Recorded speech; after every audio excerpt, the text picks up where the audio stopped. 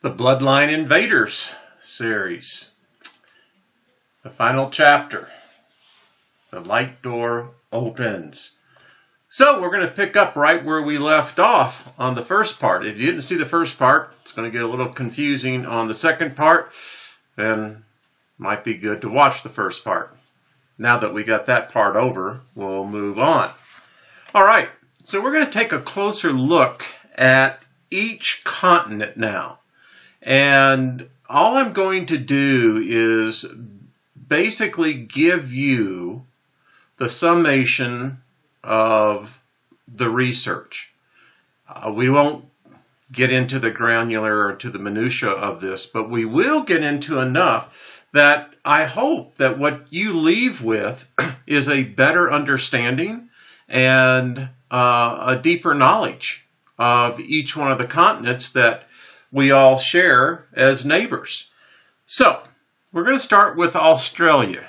As I told you, this continent is very interesting.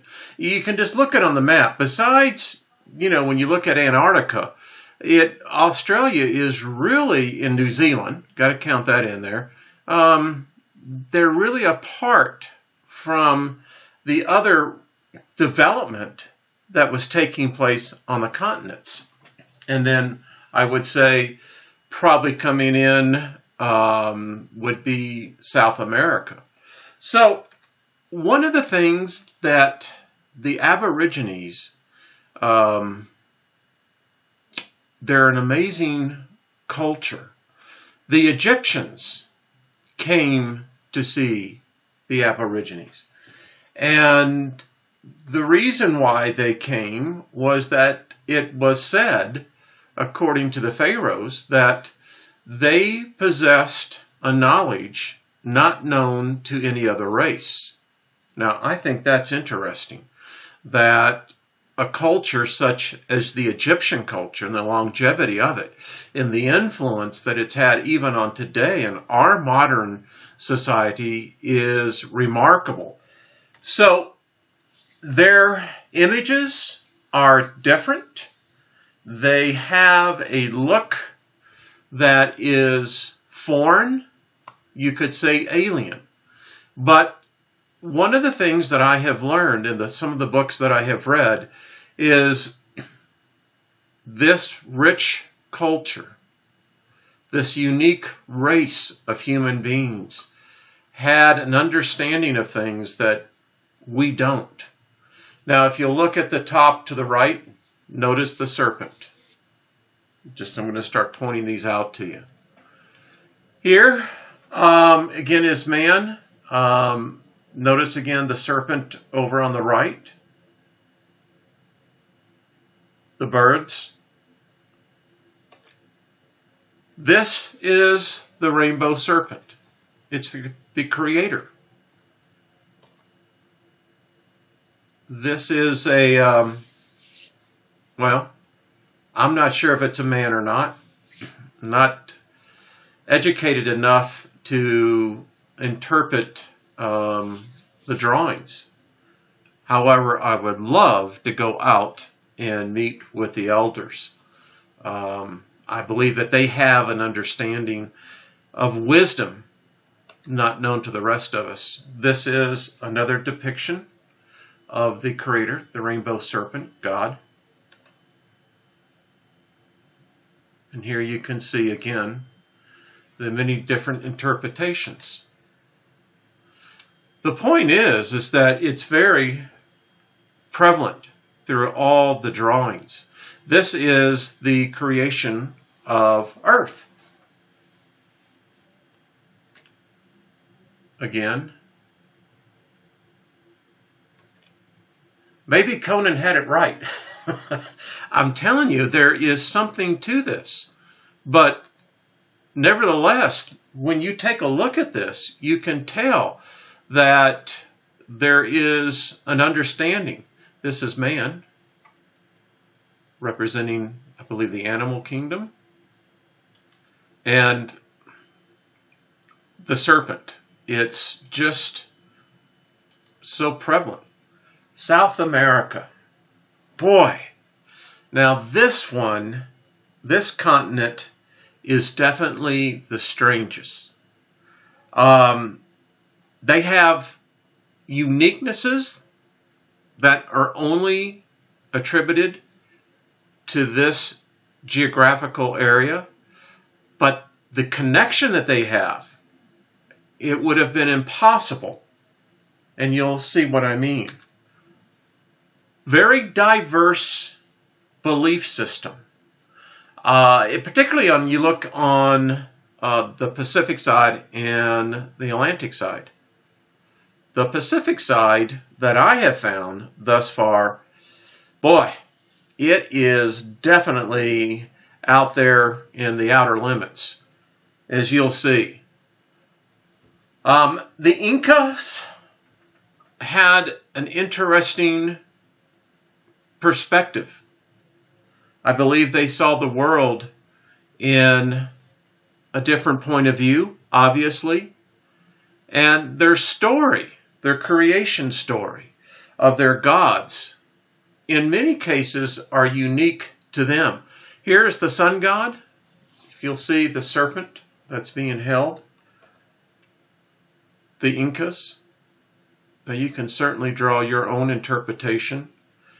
But to me, this is clearly a man that is bowing down to what we would now understand as an extraterrestrial and what we would call a UFO. Very clearly is what I can see in this. Here is, again, one of the Inca gods. Notice the size. I will say I found lots of references to the giants. Again, beautiful, beautiful symbolism. Now, you can certainly draw your own conclusion. Obviously, today, with the eyes that we see and interpret and see points of view, we would say that this appears to be a suit of some kind. Not really sure. Again, the serpent and the man inside. I don't know if he's flying, but he certainly does look like he's reclining and working an instrument of some kind. I want you to pay particular attention to this. I will tell you this. Again, in the over 1,500 accumulated hours of research, I will tell you that purse shows up everywhere. Case in point. This is a reptilian in a suit. And again, you can see the purse. This figurine is called the teacher. Notice what's the teacher is holding in her, which would be the left hand. It is a scroll. I have no idea other than that. Many of us have seen this. Not sure if this is an astronomer looking out through a telescope, or if it's another interpretation says it could be possibly a man working a flying machine. Puma Punku, the strangest place ever. That's all I can say. Been many things. Ancient Aliens on the History Channel has done stories on this. Books that have been written about this. Brian Forster has done a great deal of work on this. And you cannot help but walk away with at least the monicum of a thought that this is extraterrestrial. And apparently very large extraterrestrials. The wall of mankind. Do your research on this. Every race is represented here. Even the Greys. And a few others that, well, you got to go, what happened to that? Because just different. And similarities that they're on the surface, there could have been no way that this culture knew anything about that culture. It's just, if you take the development of man, right, and or man's ability, I don't know, maybe it's possible that the Phoenicians somehow made it down to the Indonesia, and that the Indonesians had means of transportation where they shared knowledge. Now that's remarkable in itself. This was found in Ecuador. Yeah, this is Sumerian. Now, what it was doing in a cave in Ecuador, I don't know. I have a whole program I've done on ancient maps. It's part of the Bloodline Invaders series. In the ancient maps, it shows Patagonia to be the land, the region of the giants. It's just my interpretation. But when the Nephilim, and believe that they're still here, there's evidence of it. We have been really, folks, kept in the dark on this one. There is something much more influencing even our culture today with the giants. And I always thought it was interesting when they were making the maps back then, that the explorers, you can actually see the Amazon. Looks like a big anaconda.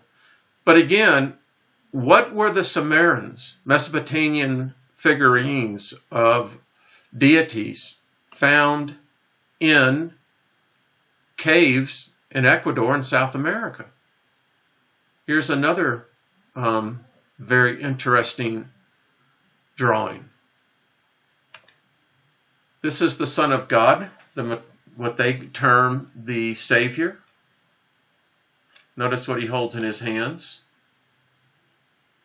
Again, Mayan God. Notice the serpent.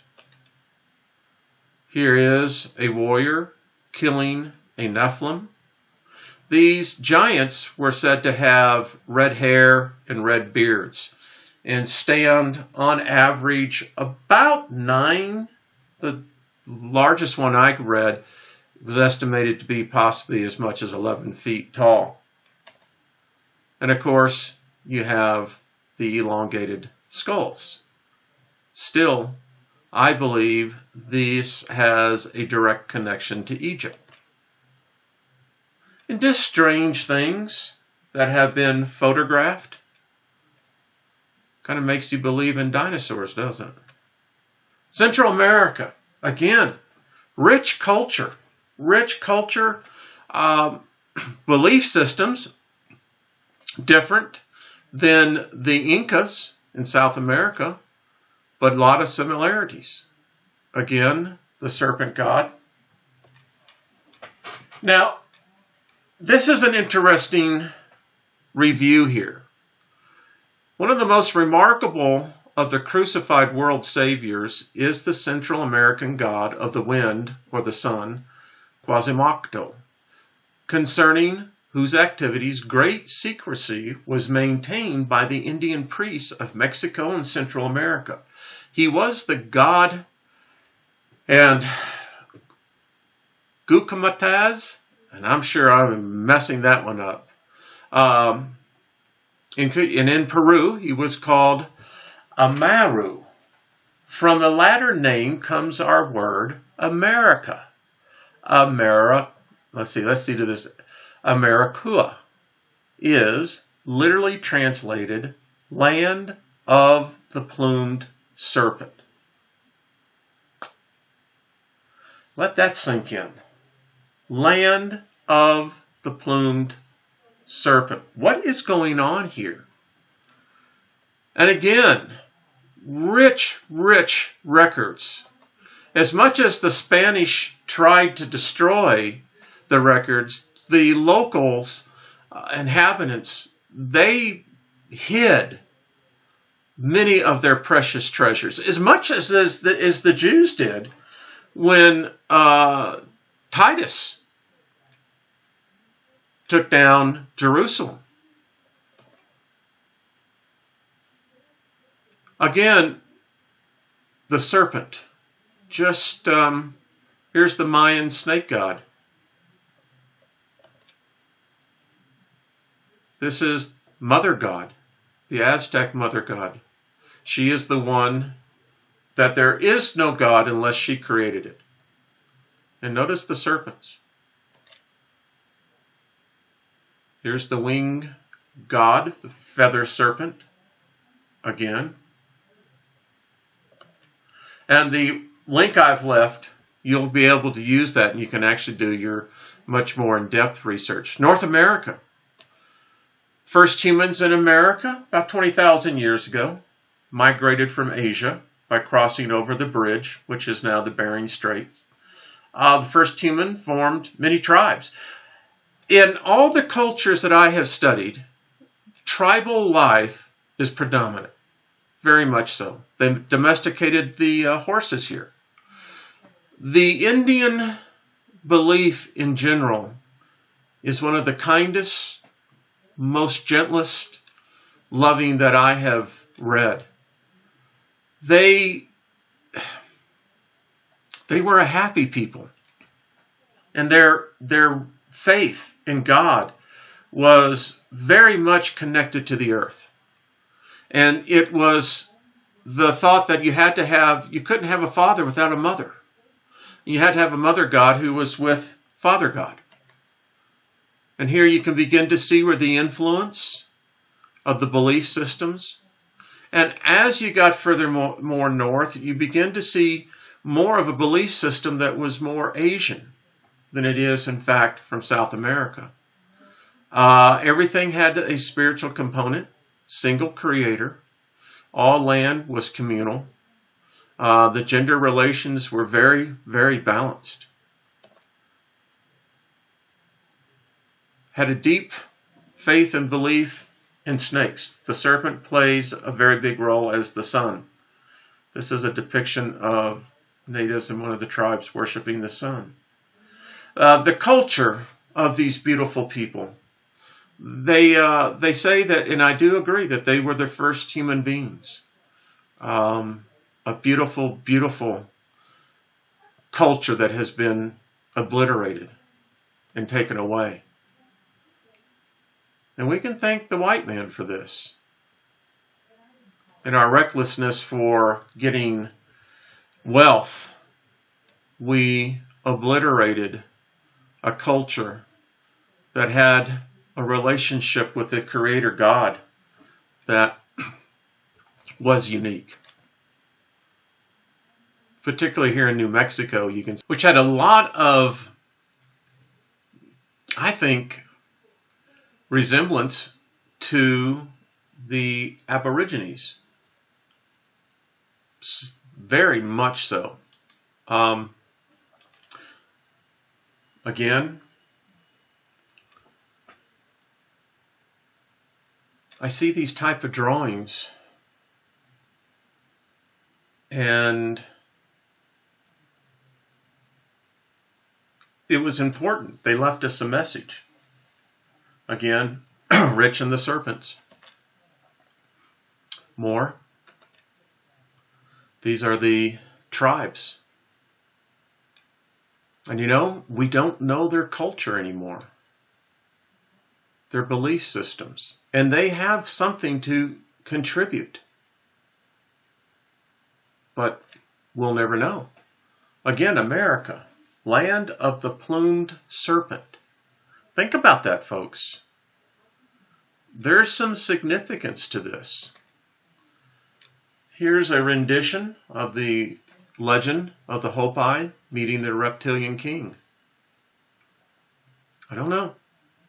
Again, rich culture, but the serpents played a very, very major role.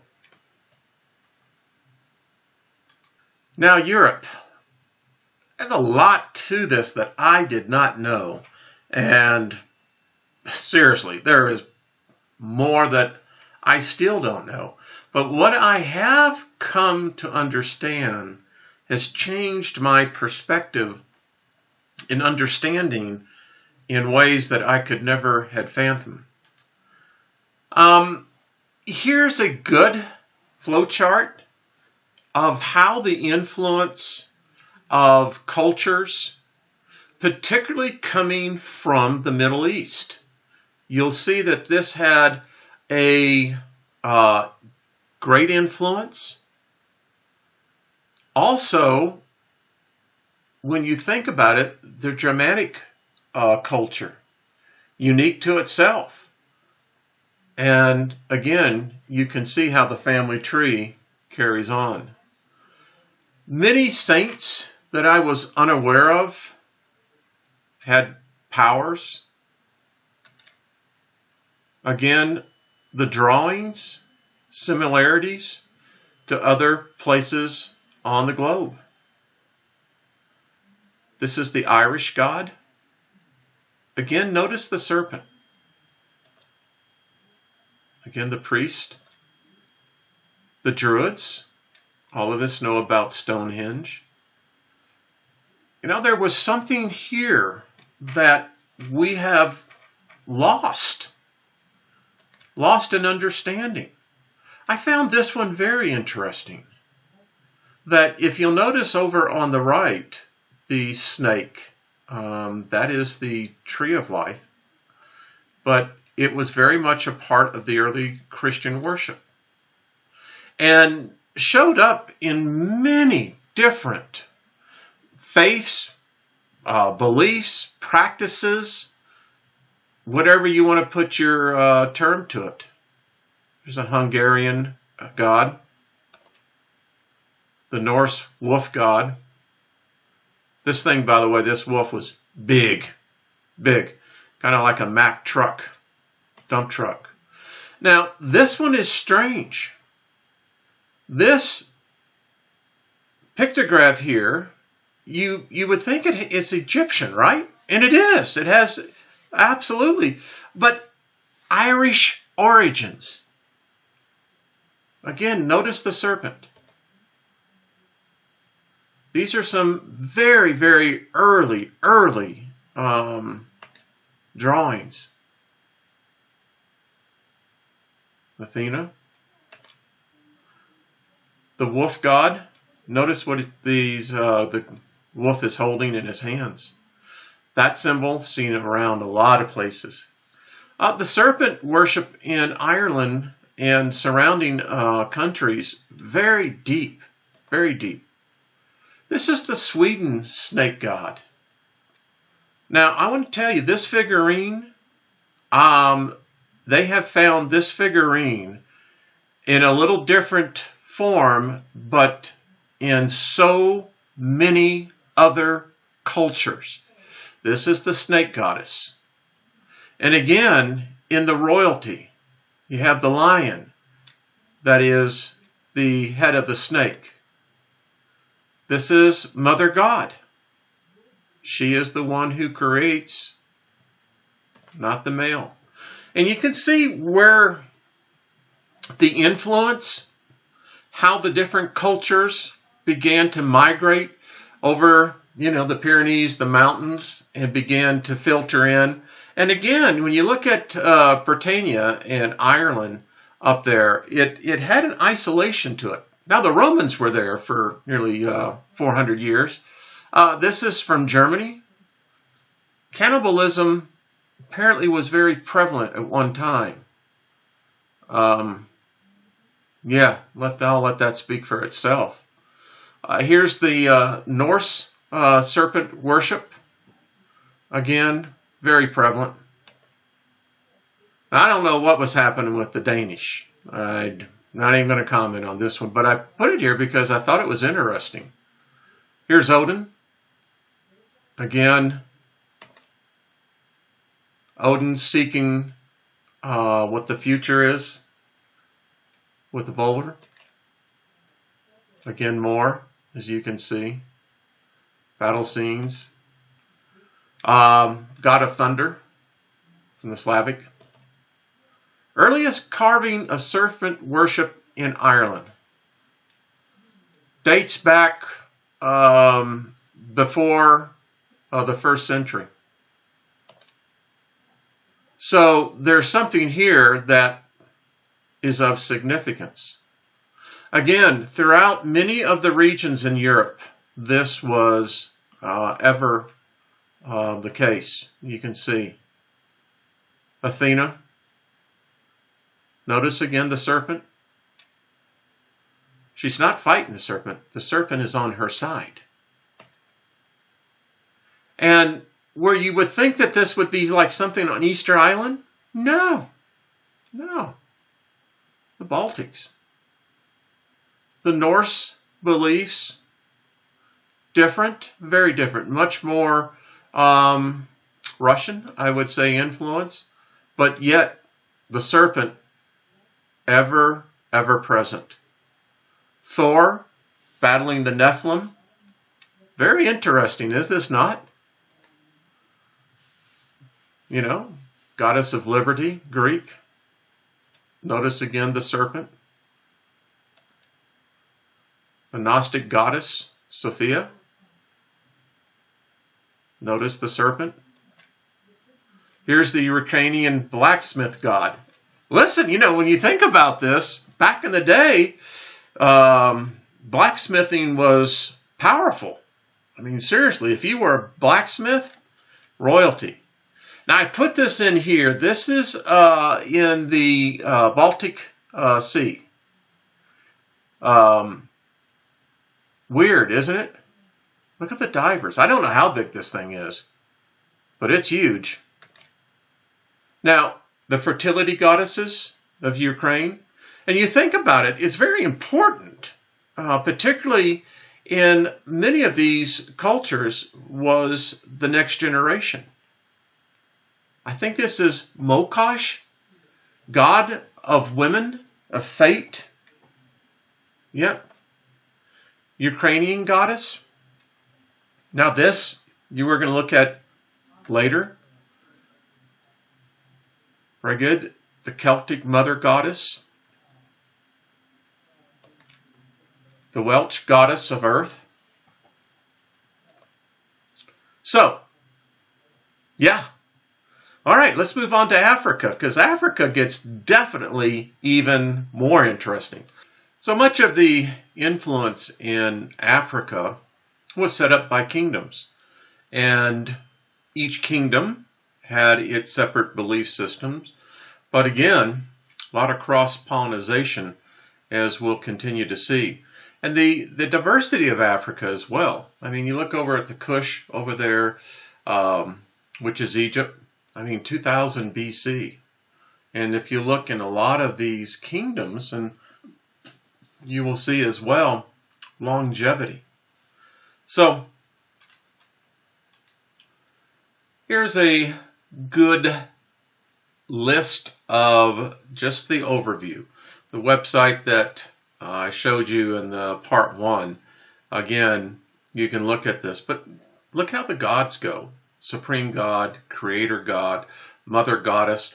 A lot of references and a lot of different beliefs of Mother God, not Father God. Here's a good overview, just very quickly, as you can see, of the influence that outside cultures had and influencing Africa as a whole.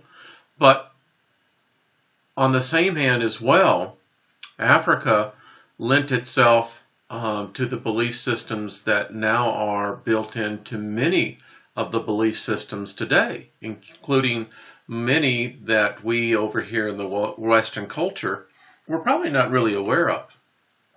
Very familiar. Yep. Deep spiritual heritage to the African culture and the belief systems. Aegean snake goddess. Listen, you're going to see this constantly. Some of the earliest figurines. This is the bird goddess, dated back to 3500 BCE. And whether it was a Mesopotamian Canaanite all the way down to the Egyptian from Samaria. The influence was broad. This is one of those things that there seems to be foundation to this. Here's Hathor. Now, this is just my opinion, but I believe underneath that headdress you will find that they were, I think, one of the elongated skulls. Again, look what the particular demigod here is holding in his hand. You'll see that the serpent culture is replete everywhere.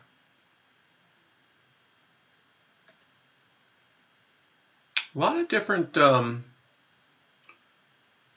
renditions and sculptures with Isis. This was the Babylonian snake goddess. Garuda fighting the snake people. Hindu. Strange creatures. One of the African belief systems. One of the cultures down there believed that God was female.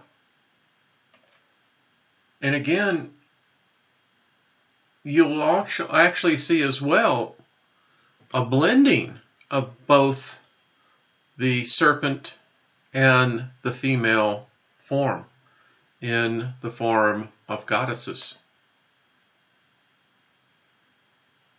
Now, when you see Nefertiti here, come on. There was something about these early pharaohs. Again, the influence of both, where we see particularly coming from the Middle East regions and Eastern Mediterranean. Again, another form of the snake goddess. I'm telling you, I find this everywhere. Definite. So, we'll take a break here.